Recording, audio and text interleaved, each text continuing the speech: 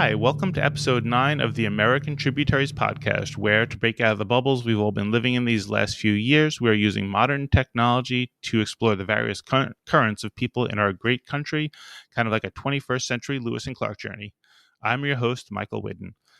The journey element of the podcast has two parts of it. One, me reaching out to the people of different stripes, doing different things, living in different areas. But there's a second component to it, and that's the idea of kind of ceding a bit of control over in which direction I'm going, who I'm talking to. So my question when I first started to myself was, how can I do that? And the thought was, whenever I speak to a guest, I can invite them to suggest to me people in their circle that they think might enjoy talking with me. So with that, this episode, we'll be going down a tributary, if you will, started by Captain Joshua Hymes from episode 4. After Josh and I spoke, he had said that he knew of an all-around great dude that I should speak to. That being probably about the highest compliment one can get. I was definitely intrigued. I spoke to this gentleman last week, and this week I'm really excited to have on board Jake Johansson. Jake lives in Florida, and Jake had a long and distinguished career in the Navy, both as an enlisted airman and as a commissioned officer. He had various positions. Jake, correct me if I'm wrong, but you had command of an air squadron out of Hawaii. You were the naval aide for the Vice President of the United States. You were chief operating officer for the entire Air Force of the Pacific Fleet, and you finished your tour of service with a command of like 6 different installations in and around Virginia. Is that all correct so far? So just to straighten they were naval air forces, not air forces. Okay. Yeah. I don't want the U.S. Air Force to come after me. So yes, the naval portion of Air Force, Yes. Yeah. the carrier-based squadron. So yeah, absolutely. Okay, and then after retiring from the Navy, did Jake retire to a golf course or go to a beach or some island or something? No, he found some more work, and he was a city manager for Port Orange, Florida, for a while, and now he's running for the county council seat for Volusia County. So I think that catches us up to date. Jake, thanks so much for joining me today. How are you doing? I'm doing great, Michael. Great. And I imagine the weather is a bit different down there than it is here. It's about 25 degrees, so a bit brisk. We're still getting some kisses of winter, even though we're in the spring. I'm sure it's a bit I different by you. saw that.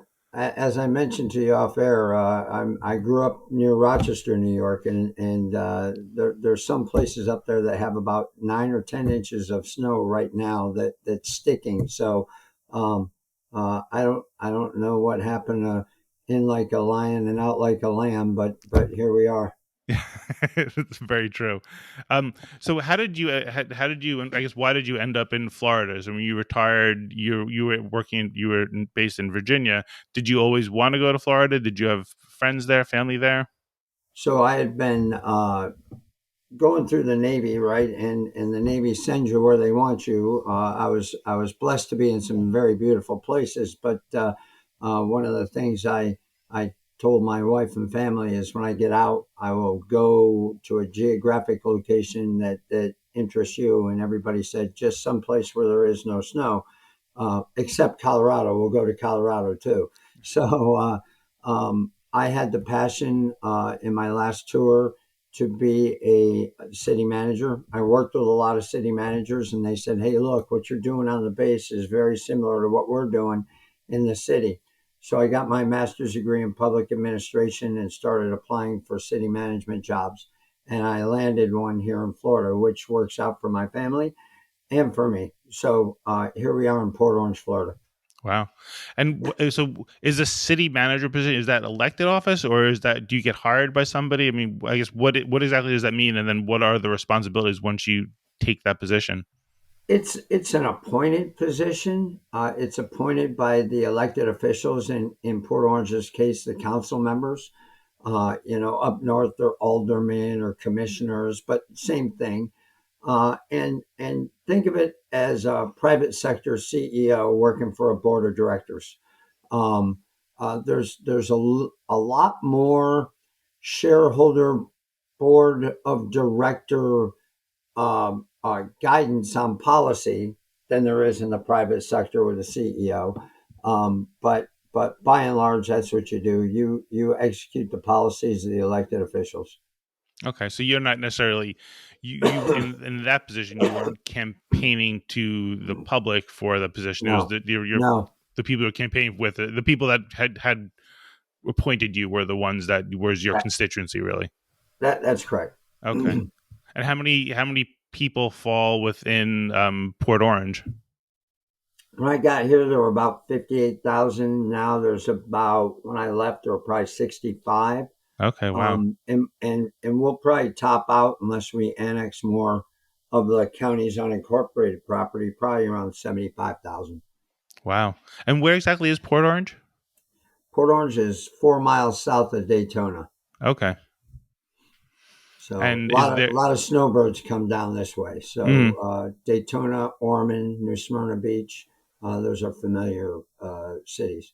okay. And what are the things that like fill up the day of a city manager? Well, a lot of it is taking care of infrastructure, thinking strategically about sea level rise for whatever reason causes it. It's happening here. Flooding, infrastructure. We have a river and an ocean right next to us here that we're trying to protect.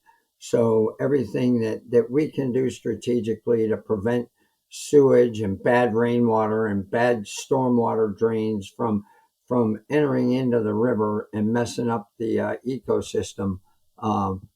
It's a big fight to save the manatees right now. They're all dying because they're not eating enough seagrass, and people are trying to figure out how to clean things up.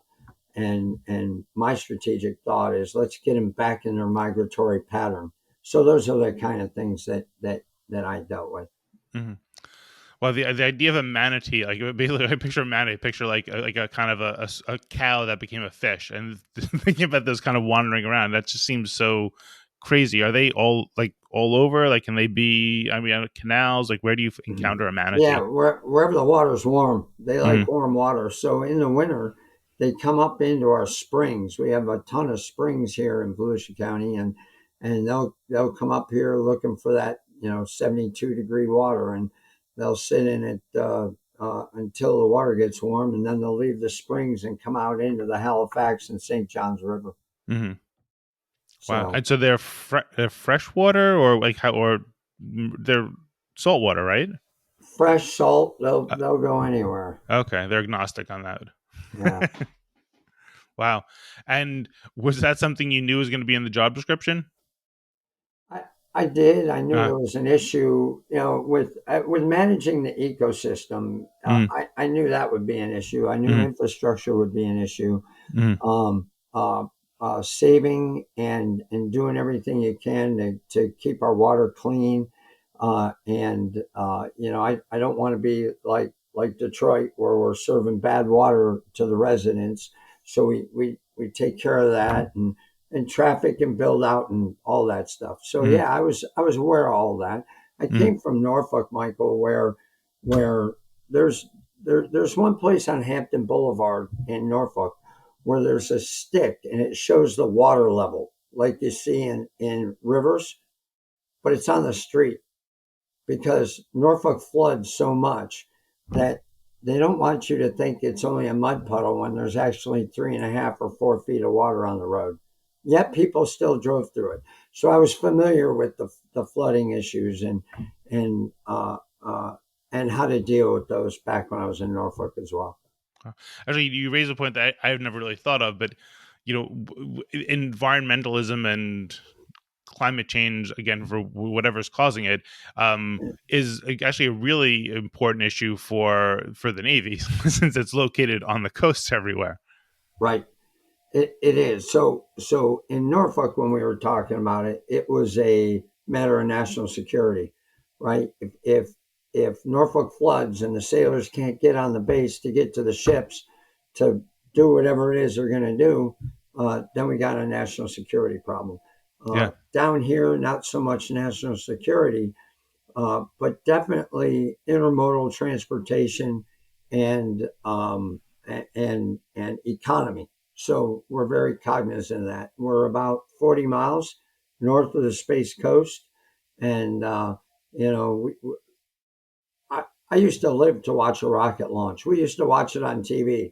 Now, I'll go out in the backyard and watch every once in a while when I feel like it. They happen all the time down here. So our intermodal transportation down here is very important to all the things that the Space Coast is doing as well. Mm-hmm. Wow. So you're city manager, and now you've decided to actually throw your hat into the ring and run for elected office. I guess in this day and age, there's probably a lot of people, and including myself, who have to wonder, like, what, like, is, I guess, like, why is there? Did you have hesitation about this? Is it is it more encouraging? I guess what's motivating you to go into that? Because I think at least what you see in the news is there's just a lot of like lack of productivity, and I think and just, I don't know, lots of, I don't know, people spinning their wheels or making issues out of nothing, and I think that from what I've seen is sometimes there's a difference between what's happening on the national level versus what's happening on the local level, which maybe explains a little bit what you're doing. But, like, what's your motivation to kind of get even deeper into, I guess, your civic engagement and run for an elected office? Yeah, so for a long time, Michael, I said I wouldn't run for office because I have seen so many people campaign with an idealist attitude that I am going to go fix it.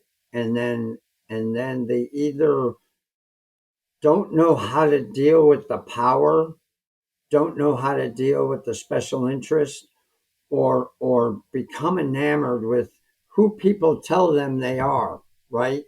So if you don't remain humble, uh, uh, you can get caught up in that trap, and next thing you know, your moral values become compromised because of the job you're in. You actually change your being, and I've seen that many times. There was a guy uh, uh, that a Navy captain, as a matter of fact, a Vietnam ace that got out, ran for political office, probably the salt of the earth, straight as an arrow guy, and he ended up spending time in jail because he got a little caught up in the, yeah, you can build me a house, sure, I'll take that car, and next thing you know, he's going to jail. So I didn't want to get caught up in that for the longest time, and then I started thinking about where my moral compass is, where I am, how strong my resolve is. I'll bring God into the picture, my values from a higher being, and I'm like, okay, where can I make the most difference and not be compromised? And I think that position is in the elected office that responds, that's closest to the people. And then I said, well, how about my city? Well, I just worked in the city as a city manager. I think that's a little too close, a little too, too soon. So the position of at large at the county opened up.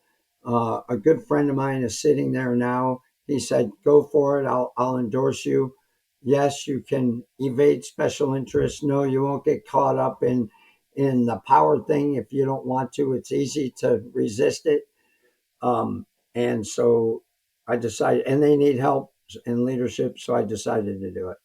Okay, wow.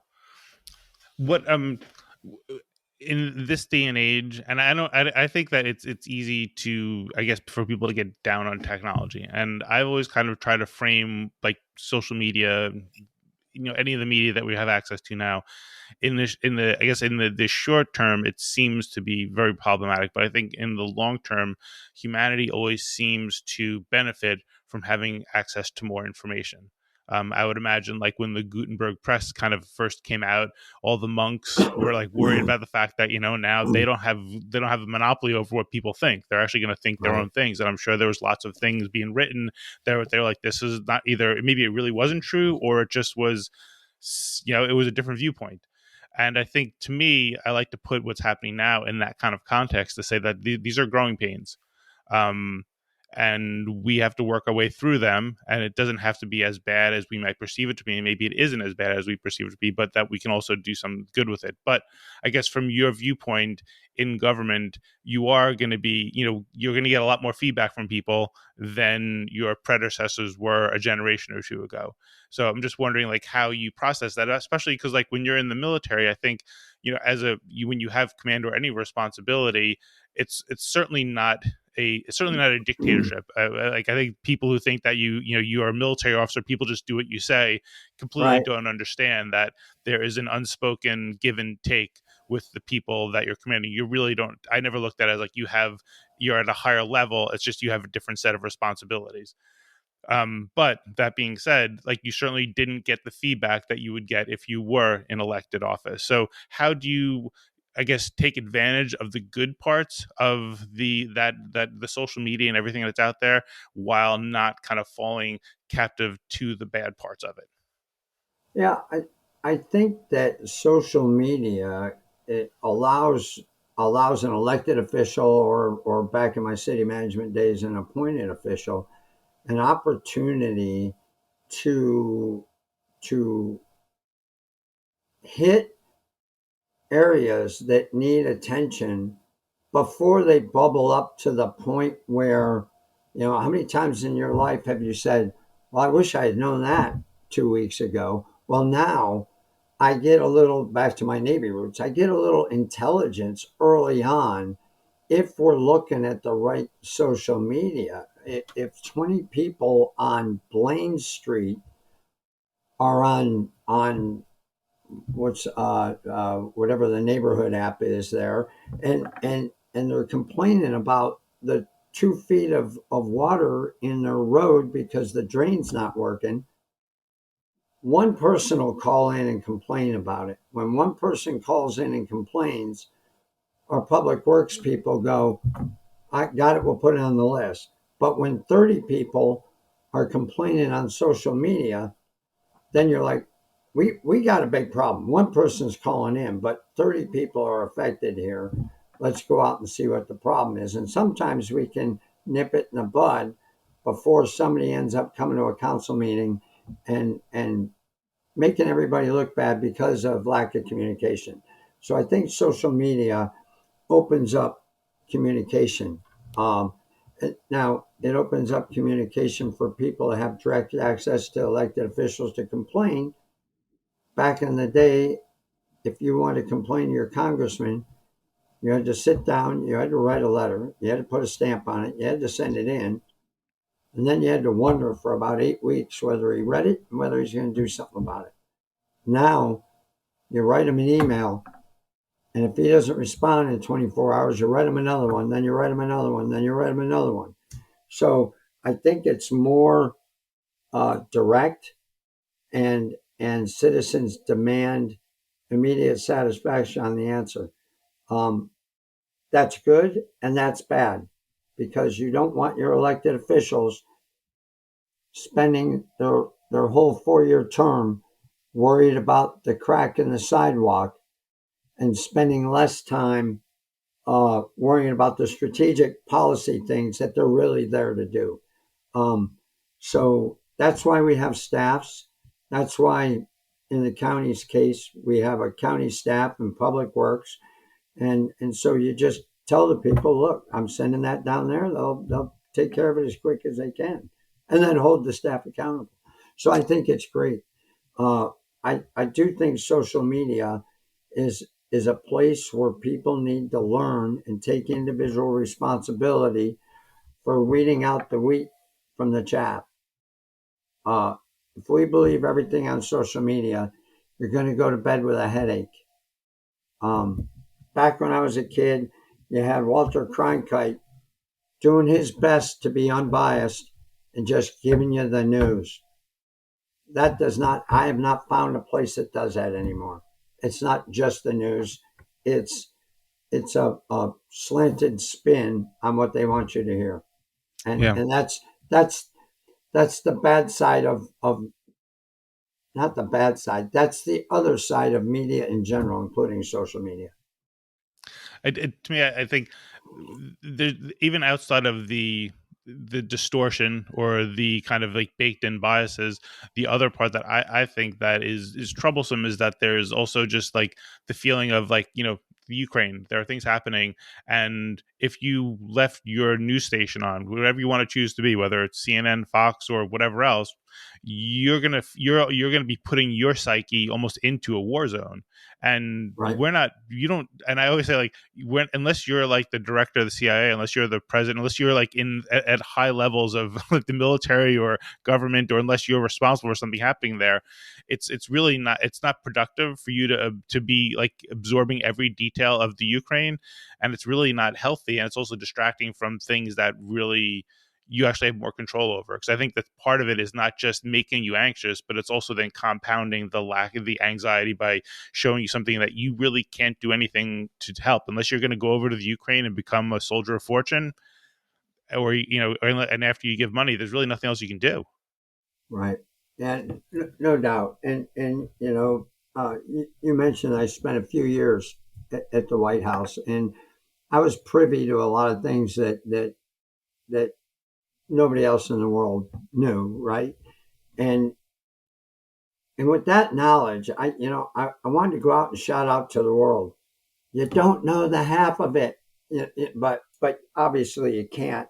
And I'm not saying the half that you don't know is going to make you think more in line with what you're thinking, or completely opposite. I'm just saying that even in today's world, the average citizen has probably 40% of the whole story.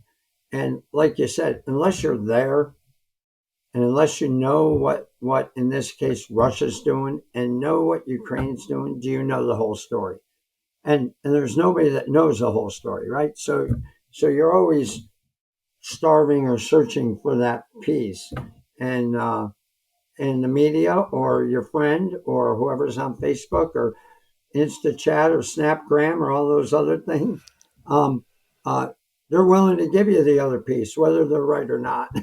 Yeah, well, because they have no skin in the game. Also, you make Right, a prediction, you say your opinion, and if it's wrong and somebody dies or a town's taken over, doesn't matter. That's, right. you're not. Yeah. Um. So I guess what was it like serving in the White House? I mean, what can you tell us about? I guess what you see that made you realize like how much is going on. Like, when obviously the news doesn't show us everything of what somebody in the White House is getting when they're learning about a situation, but like, what could you share with people to say, like, understand there's a lot more going on than you're ever going to So understand. so there's a lot of collaboration. There was when I was there, right? George Bush was the president. Richard Cheney was the vice president. Secretary Rice had different jobs while I was there. Donald Rumsfeld was there, and I imagine it's like this with any administration, but those people worked together to do what was best for the United States based on the information they had, and they always did. I never in a I wasn't in too many political meetings. They were all operational meetings, if you will, not all military either. But I have to believe in my heart that anybody that's in the administration is doing what they think is best for America based on the information they have. The information might be bad. I can't tell you that, but that's what they're basing their decisions on. And I believe that in their heart they think they're doing the best. So um, to personally attack anybody, um, I think is a little wrong, and we'll get hopefully to respect later. But but you can criticize their organization, and you can criticize the people they got working for them. You can criticize their decision making based on your views, but but they're not dirty people. They're just people trying based on who they are, you know. So uh, I learned a lot when I was there. one of the things I did was carried the football. Um, Wow. not going to talk too much about it Yeah. other than that's what I did. And, I'll have America know that the people that are involved in that process train all the time, and they are good at what they do. And you can rest assured that the people involved, and it's not just one, it's just not just four, um, know what they're doing, and are here to protect America. And I sleep well at night knowing that. Hmm. Wow. And how do you when you're looking at being involved with the county now, Hmm. how big is the county? How many people are in the county? About 573,000. Wow. Okay. And how 16 cities. 16 cities? 16 cities worth. Yep. Wow. And how do you see, I guess, has your management style evolved since you've been in the Navy to going into perhaps elected office? And like, what has been that evolution? Well, I think I'm a lifelong learner. My leadership evolves every day, no matter what I'm doing, including at home. As my children grow up, my leadership with them evolves daily, believe me. Um, so yeah, it's evolved. I my last job, I had a bunch of flag officers on the main base that I was stationed on. So I'm not saying I had a lot of bosses, but I had a lot of people want me to do certain things certain ways, and I had to juggle that. Moving over to city management, same thing. Now moving over to elected office, my bosses, and they were when I was a city manager as well. My bosses are 573,000 citizens. Um, when I was in the Navy, I made sure my boss was happy and my tenants were happy. Um, it's hard making sure 573,000 people are happy. As a matter of fact, you can't do it. Um, so I've had to kind of adapt and flex to understand that you can't please everybody. I knew that before, but in leadership, it's kind of easy to make your boss happy and work with your organization, my squadron in Iraq, for instance, and make them happy given the situation. But we all knew we were there and we had to be there. So that part of happy was out the window. I can't let you go home. We were in Iraq. I can't let you drink beer. I can't let you eat pizza because we're not having pizza at the dining hall tonight. So there was a lot that was out of my control. Here, almost everything is open, and and every rule can be changed if it's in the best interest of the county and the people. The flex is you can't change the rule for a select few to make them happy to get a vote. You're not there to get votes. You're there to serve the people. And that's, by the way, why I want to go. I want my agenda is to serve the people, not to go to higher office, not to get reelected, not to be the county chair someday. My goal is to serve the people. So that's how my leadership has kind of evolved a little bit. And it would, I guess, the problem I've had, which is, and I think, and which I saw just as a junior officer, but I would imagine you'd have with those responsibilities as you go up higher and higher in elected offices, is that though it would seem that like the responsibilities never end. Like at some point, like you still need to get enough sleep to be functional the next day. At some point, you've got to balance, and I've always found that for me personally, that's always been the hardest thing is kind of figuring out the priorities, what has to get done, what would be nice to get done. How do you prioritize, I guess, like, how do you visualize how you'd be prioritizing things if you are in an elected office? So one of the things I've always done, Michael, I tell people I'm lazy. I'm not really lazy, but I very much think that delegation is important. It's important for leadership. It's important for nurturing and developing a good succession plan. It's good for all that. I I believe, based on what I saw when I was an appointed official working for elected officials, that that the elected official who wants to go to the sidewalk and look at the crack and measure the distance and see the grass growing and come up with a couple options on how to fix it, that's a waste of elected officials' time. If you want to do it, you want to do it. So if you prioritize your time and you delegate that task, which I had some elected officials that said, "Hey, Jake, sidewalk on Elm Street right here is cracked. Can you get this to Public Works?" Boom. I flip it to Public Works and say, "Let me know when it's on the list to get fixed." I'd give the answer back to the elected official. He'd send it out to his constituent. Elected officials happy, constituents happy in most cases, and Public Works is happy because they know about a problem that could cause a lawsuit and they fix it. So, so how do I prioritize? Delegate everything I can, stay focused on the strategic, transformational stuff, leave the transactional stuff to the staff. Yep. When I was in the Navy, I was at USS Bunker Hill CG-52 out of Yokosuka, 94 to 97. Um, and the one CO that I had, I think, to finish my time, his management style seemed to be, I think, what you're describing. And the way I always kind of, and he might have even said this, I'm not sure, but he kind of delegated to all of his, to his XO, to his department heads, but if he saw something wrong, like obviously, and part of the delegation, it's simplistic, but it's like the CEO is not going to be there putting a light bulb in, right? Like, Right.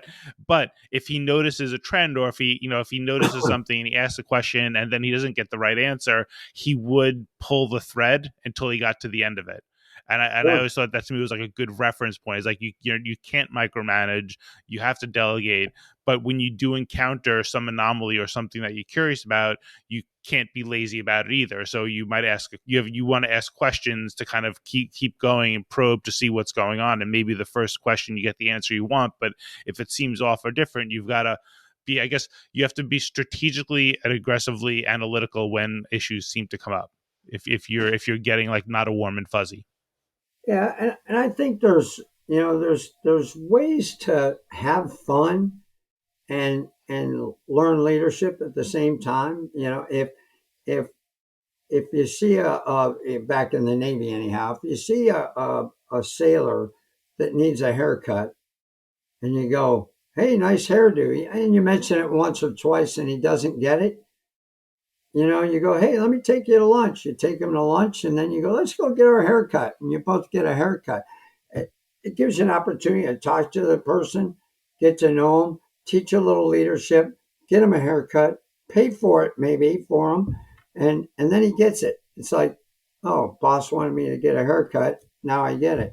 Um, and that's leadership too.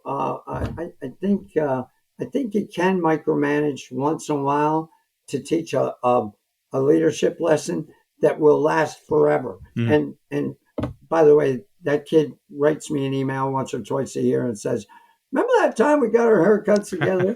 So a long lasting impression on somebody. So I think a little bit of micromanagement every once in a while. Mm. Harder to do in elected office because the city charters and the county charter specifically uh, uh, prevent elected officials from reaching into the staff and telling them what to do. So everything needs to go through the city and county manager, and that's good too, right? Mm. So So one of the things that I've been trying to think about is like understanding the different character of different areas. And I think like people who see the news about New York City, I think get a distorted view of New York City because they're only seeing the anomalies or the news, and Right. crime or something happens on the subway, and those happen, but like that happens within a far bigger context in a world where we have no choice but to take the subway, and we rely on it. So if there's somebody is tragically pushed onto subway tracks, that can change our routine and our reliance on the subways. No more than if you see a car crash on the highway, you've got to Right. keep driving. It's a necessary, like, a tragedy that's a part of the system you rely on.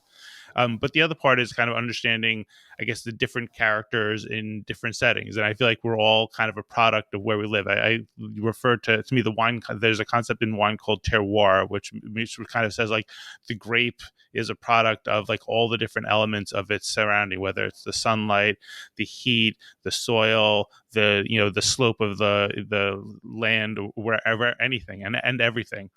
So I think like in New York, there's a certain kind of character to the people that kind of self-select into being here and trying to thrive here. Um, for Florida, like, what would you describe as, like, is there a character for people in Florida, or at least from where you live, that you kind of find unique to where you are? I and this is very anecdotal, but I I find that people that grew up here, not many want to leave.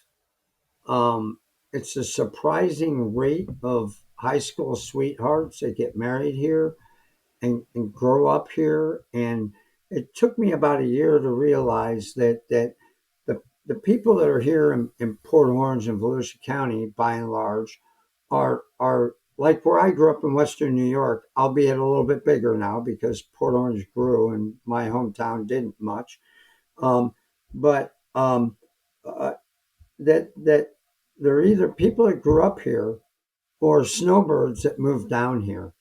Um, so so there's almost two cultures, right? The retired culture of Minnesota, Michiganders, New Yorkers, Pennsylvania, that are just trying to get old, play pickleball, and eat out and have fun and play cards and enjoy their golden years.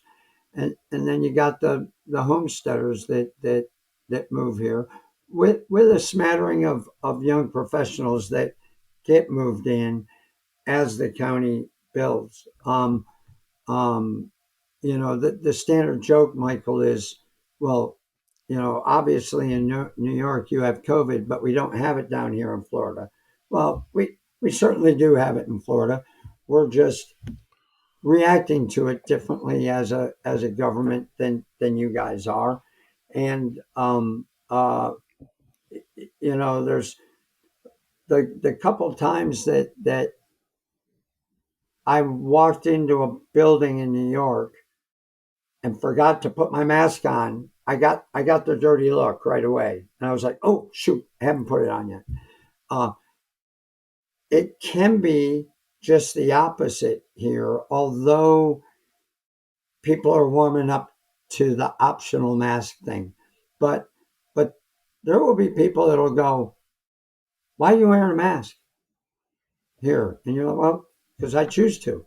So people are warming up to choice here, where at the beginning it was kind of not that way. So the flavor of the people down here, I would say, are diverse, but we have some hangups, and most of them are politically driven, I would say. Yeah. I think the COVID, the situation in the last few years, I think is kind of like, in some respects, I think is an opportunity, because I think it really kind of, for me, it highlighted how interconnected we are, in a Yeah. way that maybe we never appreciated. And I say that more like, not just like, and it goes both ways, right? Because I think it's easy, like in New York, there's 8 million people all on top of each other, so we feel that connection a lot more, and probably a bit more like out of disproportionately than like other people, because we're just so used to like the people around us, and we think of Right. it. And but I think it's also like, the reality is like, there are more people that are going to come to New York from other parts of the country than other areas, because there's more people here. But I think the other way goes as well, which is that there are things that happen in New York that can impact other areas that we should be more mindful of.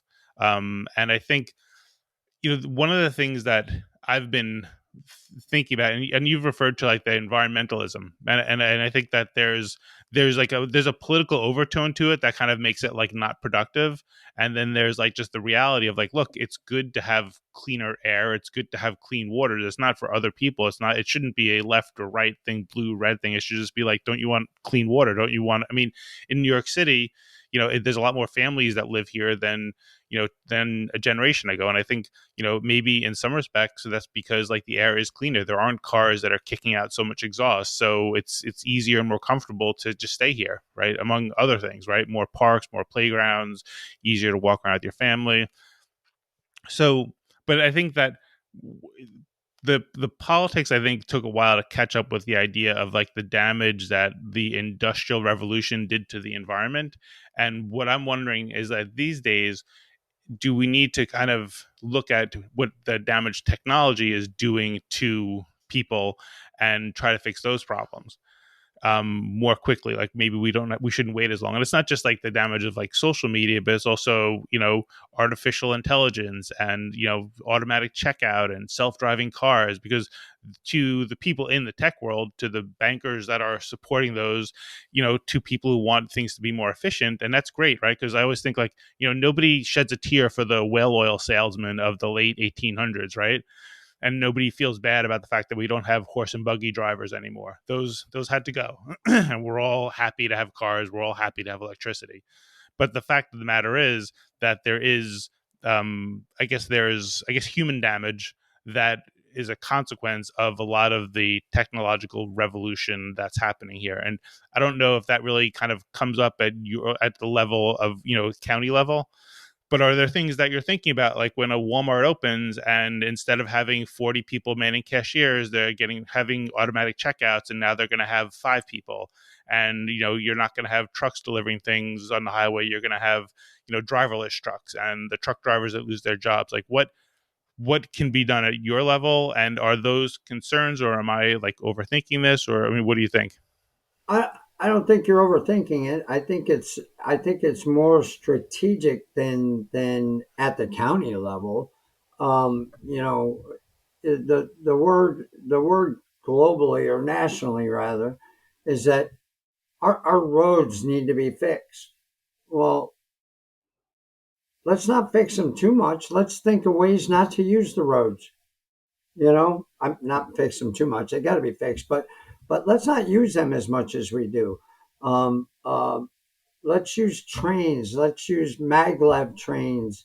And by the way, I'm not a big electric anything because I know what electricity comes from right now, and I know that there's no amount of windmills and solar panels in the world that can power the United States without killing the brown wingtip bat or the blue-tailed frog or the every piece of green energy will affect some part of our ecosystem, just not just like, but as will coal, as will oil, as will fracking. So don't think because you get an electric car, you're solving a problem.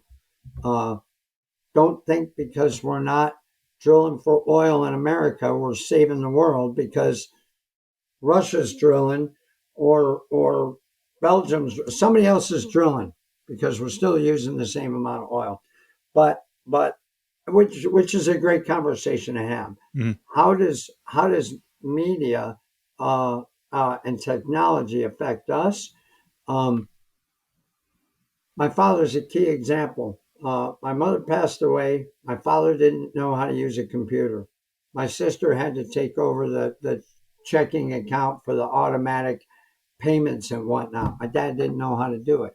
So I'm falling into that that mindset now. I jokingly said InstaChat and Snapgram. I know they're not that, but I don't know how to use them, and I don't care to. Well, what happens when I need to? Because that's how we're communicating, and I'm behind the power curve and I don't know how to use it, so I think technology, we joke about mom and dads not knowing how to program the VCR. What the heck's a VCR, right? But it's kind of not a joke, because eventually, probably a big percentage of America stops wanting to know about technology and just wants to be.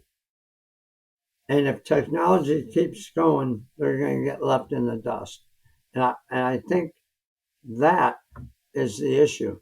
I went to Walmart yesterday for jelly beans, my kryptonite, and there was a guy at the end of the line, a Walmart employee, pointing people to where the next open uh, self-use teller was. I'm like, it's a green light that blinks above it. How do you not know? Well, I'll be darned if four people ahead of me, an older gentleman, they pointed right to it, and the guy's where he had to be walked over to it. So, and then the guy who pointed to it actually helped them check out. Mm-hmm. So there's a kiosk that it's a great idea, but I'm not saying it slowed up the line, but it wasn't as efficient as they want it to be, because we're not all equally understanding of technology. Yeah, and human beings are not efficient. No, Right? I mean, no, and I think in some respect, I think that's wonderful. I think that the inefficiency is what we're about. We're not just cogs. We're not just pixels. We're not just binary code. We're people that like to waste time. And I think most people, I think, are more like, they're on their phone. They're on other technology. But I think in right. general, from 12 years of doing wine sales, one of the things that I got to see was lots and lots of different people, and you see how confounding they are, but also kind of how, I don't know, just like wonderfully confounding. It's instead of like getting frustrated with it, if you kind of embrace it, it becomes a lot more not just like tolerable, but kind of like something to almost like celebrate. Like, this is human. We are human beings. We're animals, people, emotional and intelligent. We're both. That goes back. So this is the second time I've used this word. It goes back to respect, Michael. You got to, instead of getting frustrated because the 75-year-old gentleman doesn't know what to do and he's in the line where he doesn't know what to do. He's now done it once. He was shown how to do it once, and and maybe his day was made now that the embarrassment is over, because he knows how to do it. And if you're in the self-check Walmart line with jelly beans and you're in a hurry, you shouldn't have walked in for the jelly beans in the first place, right? So just take a deep breath, have respect for everybody, understand everybody's different, and just let them be them. Don't make them, if the guy's going 45 in a 50, so be it. Slow down, listen to some nice music, and wait for your turn. Yeah, yeah. So, for I have only been to Florida once, we talk about the media and misperceptions. What would you say? What are you aware of any misperceptions of Florida that you would want to like clarify for anybody listening? Um, being from New York, Mike, I know that that there's that political difference, right? We're a huge Republican state as far as the governor's concerned. I don't know about the mix in the citizenry, but and by and large, most of the people in New York are in the city, and the world revolves around what's going on in the city for the most part. I grew up in Western New York. We felt like we were, left out in the lurch a lot. So, but I think the misperception is that it's all peachy keen and great down here, and everybody from New York wants to come down here. Um, um, we have issues down here, just like every other state. Uh, we have things that are very appealing. They're appealing to me. No income or no state tax. I don't file a state return at all, and we're a well-run state. Um, but Michael, it gets hot in the summer. It gets hot. Um, in Norfolk, in Hawaii, in DC, we used to sit out on our front porch, talk to the neighbors, talk out on the front yard for hours, do weeding and stuff like that. Um, Nobody's outside in front of their house in the summer in Florida. We're all in the back in our enclosed pools alone, waiting for fall so we can get out and meet the neighbors. So I think we have to force that relationship more often. So yeah, it's hot. So know what you're getting into when you come down here. If you come down here to live, we got a lot of snowbirds that come down they got the best of both worlds. They got the beautiful summers up in New York and up in the Northeast, and the beautiful winters down here in Florida. But um, um, traffic is starting to get a little tough down here. But for New York City folks, that's no big deal. What traffic is like, and we don't have a lot of transit like you have in New York City. So those are things that you just got to know about when you come down here, and Yeah. and I'm sure there's a certain percentage of people, you see it in the social media all the time. There's people that they're like, okay, you enjoyed Florida, now go back up to North Carolina or South Carolina, and you know stop the growth down here. We're happy where we are. Mm. Um, I think this at the state level, they're promoting people coming down here. So the state promotes people, and then the people that are living at the county and the city level want to stop the growth. So there's a little bit of a rub between the states and the local governments on as quick as this stuff's coming. Hmm. So, but other than that, no, it's a great place to live. Like anywhere, pros and cons.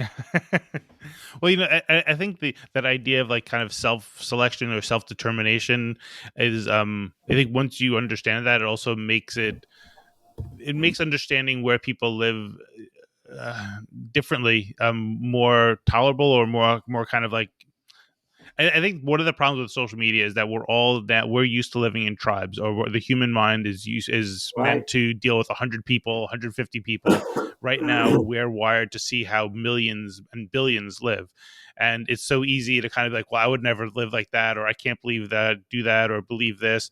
But it's I think that in each setting, you're a product of where you are. And like in New York, there are things that, of course, you do that you wouldn't do down in Florida just because it's a different setting. And I think to me, like Yeah. that's, in New York, it's 8 million people. So, is there crime for sure? But there's like lots of wonderful neighborhoods. And when I think of where I would want to go, I can't think of any place else. And I think, for me, I like living, even though it's a small apartment, because I like having people nearby, because I consider myself a bit of an introvert. So having people on top of me kind of forces me to not be introverted, because I know that if I am that way, then I am kind of stuck here. And I think that that's what makes New York great. So does it make sense to have an 1,100 square foot apartment for a family of five? For a lot of people, it doesn't. But there are people who will forego certain things to have those other things. And I think we can all learn probably to maybe be a little bit more deferential to people's choices on things. I mean, I think there are still universal truths out there, but I think we've reached a point where there's a little too much of that, and we should kind of maybe step back a little bit from thinking that we automatically instinctively know what's absolutely right. I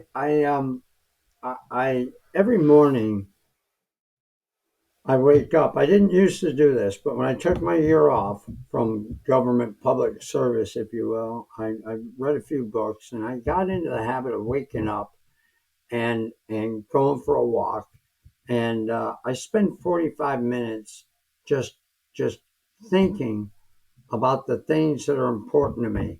And I'm not talking about family and friends and blah, blah, blah. I'm talking about don't let your mind bias a decision, number one. And then number two, third time I've mentioned it, treat everybody with respect.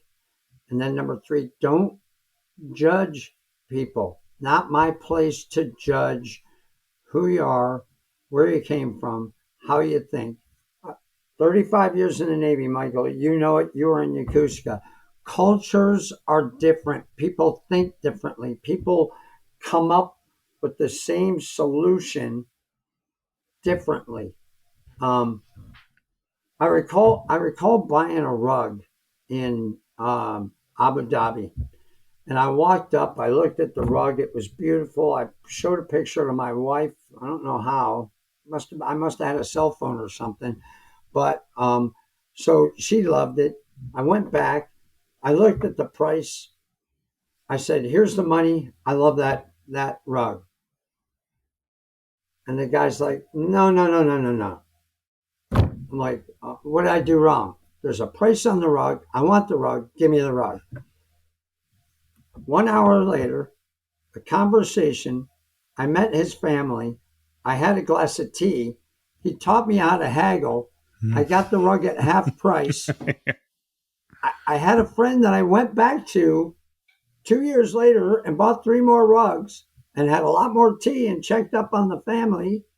And that's their culture, right?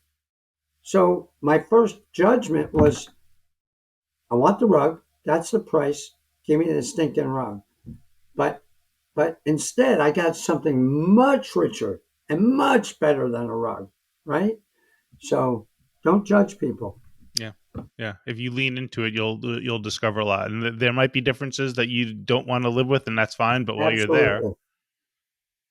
that's really, Absolutely. when I'm, one of my favorite wine regions is Italy, and one of the things Mm, that I think people get misled by is they think of Italy as like, oh, Italian wine. And what you learn quickly, at least that I did, and it was like kind of my transformation of understanding Italian wine, was that it's really a group of different kingdoms. Like Italy isn't just yeah, Italian wine. There's like the Germanic part of Austria, there's the French Alpine part, there's the French part, that, all these different things. And I think that in our country, there, I don't know if it's like 50 different kingdoms, but there's a lot of different ways to live. And and I think that each absolutely. side can learn something from the other. And if there are things that, I guess, advancements or progress or different ways of thinking about things, but there's a lot more I think we can all learn from each other. And we should be considering each other a little bit more, because I do think that in New York there are things that people decide on that they don't really think about the impact elsewhere. And it goes both ways. But I think that that was my takeaway, is that this country it isn't one monolithic country. It's a lot of different people with a lot of different settings, and that's kind of the roots of the country. Is we have been settling this area, and different groups of people with different ways of life settle in different areas and do different things. Right. Yep. It is interesting. It's fun. I think I I think you're right. I think every place has something different to offer, and I've been to all 50 states, and and everyone I went to, I was like, wow, I got to come back here. This is pretty neat, you know. And for me, it's all about the story. If I can go somewhere and do something and come back with a story, uh, then I've succeeded, and I've done that in almost every state. Um, and so, back to the what did I ask my wife? Anywhere that where it doesn't snow in Colorado, I was good with that. I was good with anywhere. Mm. Alabama, South Carolina, North Carolina. Well, it even snows there, but it it doesn't matter. Every place has its pros and cons, and you know, a log cabin in Montana sounds great to me until somebody says, "Oh yeah, you got to cut wood for the winter." Well, then it's not so much fun, right? So, so um, I have two questions. One thing I want to ask you is, like, so if you were to So I'm a citizen, you're an elected official. Before you go into office, like, so I guess you're talking to somebody in your constituency now, and you're Yeah, saying, like, when I'm in office, and you want to weed through what's going on, and you want to be an engaged, productive citizen that's not driven crazy, right? Because, if for that cracked sidewalk that maybe you don't respond to, there's going to be that newspaper that talks about how indifferent and cold-hearted, like, so right. what would your advice be to the citizen? And this is like the kind of thing I would want to tell my kids, like, how can you be engaged and use and pay attention to what's out there, but not be driven crazy by things that don't matter or by the misinformation? Like, how should somebody be monitoring your work, and how should they stay engaged with you as a productive citizen? Well, one of the things that I think citizens are unaware of, or they are aware and they don't care, is how local governments operate. And I think it's important that think about New York City, Michael. If you had a problem, are you going to call the governor? Probably not. Right. But so the first thing I'd like to do is communicate with the citizens and make sure they're aware of how their municipality operates. In Port Orange, when I was the city manager, we started a program called Port Orange University. It's a 8-week program. You learn how the city operates. You get to go to the fire station. You get to watch a dog, tackle a guy at the police station. You get to see how your sewage is processed and then turned into reclaimed water for irrigation. And that, my friend, has been a moneymaker. Somebody on social media will complain about something, and somebody that's been to Port Orange University will say, "You need to call Public Works. Here's the number. Talk to Steve. I met him at Port Orange University. He knows all about what your problem is." And so by educating our public, Civic 101, if you will, I think that people can be more engaged in government. They will be less frustrated with government. They will trust government more, not implicitly, but more, and allow the electeds to think again transformationally, not transactionally, because most citizens want transactional solutions. I want my road repaved. I want my sidewalk fixed. I don't want to remove my septic tank and hook up to your sewer because you're just trying to get more money from me. Things of that nature. So now, for the people that come up in transformational conversation, those are the people I want to engage on committees and get them involved to solve complex problems that the government alone should not be solving without stakeholder input. And a citizen is a key stakeholder in the government. Yes? Yes. We, the government, don't have money. We are holding and spending your money.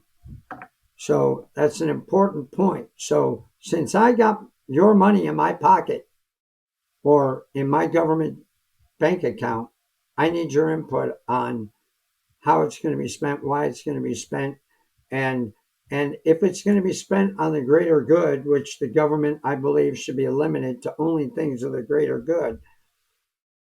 I need to articulately explain to you why your dollar is going somewhere you might not want it to go, and why it benefits you, uh, uh, maybe not directly, but indirectly. We're buying that community center to keep kids off the street. I don't have kids. These are the kids that, if I don't take them off the street, are going to grow up to be pickpocketers and robbers, and they're going to come to your house and take your 70-inch OLED TV. So, that's kind of how I would like to interact with the public. And I like doing that to many people at once, not one or two, because reaching out to 575,000 people one at a time is tough. Mhm. And then I guess the related question would be what do you think is the responsible way to gather information from the various media sources that are out there? Sometimes I think like, I should just go back to the way, our parents grew up, where like, you read the newspaper for 30 minutes and then that was it. That was your exposure to the news, or you watched Walter Cronkite and, Right. flip through the paper during that. Like to me, it's a quantity, but I think, it is a little bit harder these days to kind of like, to manage what's the right information, what are the different sides. I mean, there are biases, but you want to know like, what are the different things to consider, because take Ukraine, no fly zone, fly zone, and like there's sometimes to me I feel like, okay, that's an issue, but maybe I don't need to have an opinion. Maybe that's part of the being an engaged citizen, is maybe you learn about the sides and you're like, I don't really know what's going on. But again, as an aspiring elected official, what would you say is the responsible way for citizens to pay attention to the news and current events without going crazy or becoming too distorted one way or the other? I think we need to reflect on our own personal responsibilities. The government is not here to solve everybody's problem. The government is not here to decide whether there's a fly zone or a no fly zone. That is a bigger group of people that will make that decision. You can have an opinion. You can have an opinion on social media. The responsibility is to say this is my opinion, not a fact. Especially me as a retired naval officer, if I put something out there, especially so when I was in uniform, especially working for the vice president, if I put something on Facebook, somebody would assume that I knew something. So I never put an opinion out on. I don't think I was on Facebook when I worked for them. So you got to be careful and have the personal responsibility to tell people it's an opinion, just based on what I know, which might not be much. And then we need to take responsibility that not everything on social media is the God's honest truth, or the ground zero truth, and realize in the big scheme of things what impact you have on that. What impact do you and I have on the no-fly zone? None. I have family. I'm running. I'm running a campaign. I care about the citizens of Port Orange and Volusia County and every other city in the county. I would love to opine about that. I would love to opine about constitutional law. I would love to opine about Marcus Aurelius and Stoic leadership. There are tons of things I would love to do. I don't have time to do them. So we got 24 hours in a day. Richard Branson has 24 hours in a day. Elon Musk has 24 hours a day. It's something that no rich guy has more of than you. They just use it well because they don't get bogged down in all that stuff. So don't get bogged down in the stuff. Read about it, have your opinion, but don't spend all day worrying about stuff and if you don't like what's going on, vote for somebody else that'll put in a different organization that'll think differently on stuff like that as your representatives. But don't get bogged down on it. It's not worth your time, and it'll occupy your life. Mm-hmm. Yeah, very good, very well said. All right. Well, I guess before we wrap up, the last question I like to ask people is, what gives you hope at the end of the day? Hope. I hope that the uh, the the nation can come together, and the people of the nation can come together and learn to respect each other. What is that, the fifth time? Um, so I want everybody to understand that not everybody is like them, and that's okay. Democrats and Republicans used to share the same apartments together in Congress a couple of years ago. I don't think they're doing that anymore. They would fight the good fight and then go live together at the end of the day. I would like that to happen between uh, uh, uh, Christians, non-Christians. There are bad Christians. There are bad non-Christians. Just just accept it. There's bad, there's good everywhere in the world. Doesn't matter who you are or what you do. Let's respect everybody and and move on. Let's Opinions are opinions. You can have them. We got to get back in our lexicon. I understand, but I don't agree. Okay, let's agree to disagree. Well said. All right, perfect ending. All right. Jake, thank you so very much for joining me today. It's been a pleasure to get to know you, and I wish you all the best of luck in your pursuit of that county council seat.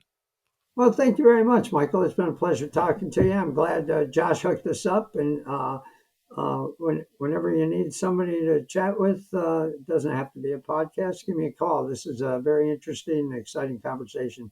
Well, thank you very much. I really appreciate it. All right, You take bet. care. Yep. Bye.